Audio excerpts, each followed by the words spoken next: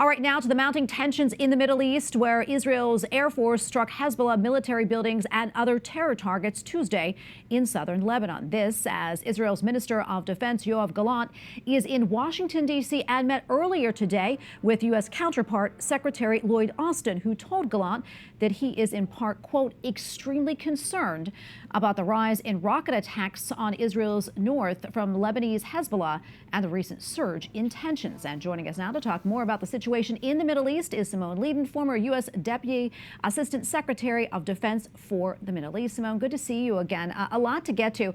But first, let's talk about what's happening between Israel and the Iranian proxy Hezbollah. Some fear the fighting could escalate and actually turn into a full-scale war. What are your thoughts on this? I agree with those people. I think there is quite a high likelihood that these tensions will continue to escalate, and the potential for a full-blown war is increasing every day. And the U.S. Has warned Hezbollah that it can't restrain Israel if this situation continues to heat up. Meanwhile, the terror group says that it's not going to agree to a ceasefire unless there's one in Gaza. And as we know, there hasn't been a resolution there yet. Simone, where do you think this is going? Well, I think, frankly, I think it's a bit absurd to tie a Hezbollah ceasefire to a Hamas ceasefire when it's obvious. It's just disingenuous because it's obvious there will not be a ceasefire with Hamas because Hamas is not giving up the hostages. Once again, as we've said many times, Hamas could end this war tomorrow by giving the hostages back, but they will not do that. And so the Israelis are pursuing this war until they get their hostages back. And so until that time, there is no ceasefire. So it's, again, disingenuous and means they don't really want a ceasefire. And in fact, we see that by the increase in rocket attacks in the north of Israel. Yeah, and as you mentioned, back here in D.C., Secretary of Defense Austin met with Israeli Defense Minister Yoav Gallant. What was your big takeaway from that meeting, and what does Israel hope to achieve?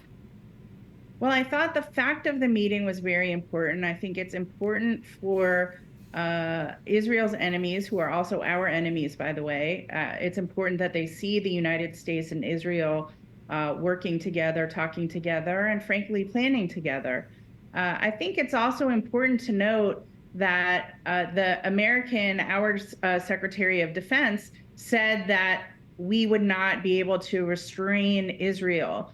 I think the language on that is a little odd. I think the restraint should be coming from a terrorist group, not from a nation state that is obligated to defend itself and its citizens. So I would have liked to have seen a little bit different language coming out of the U.S. Secretary of Defense. But I still think the messaging and the visual of the two defense ministers together is an important one. Yeah, and I quickly want to get to this. Secretary Austin mentioned to reporters that diplomacy is really the best way to prevent further escalation, something that Gallant said he was working closely with Austin on.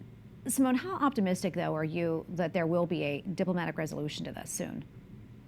I think there's about a 0% chance there will be a diplomatic resolution to this, unfortunately. It brings me no joy to say that.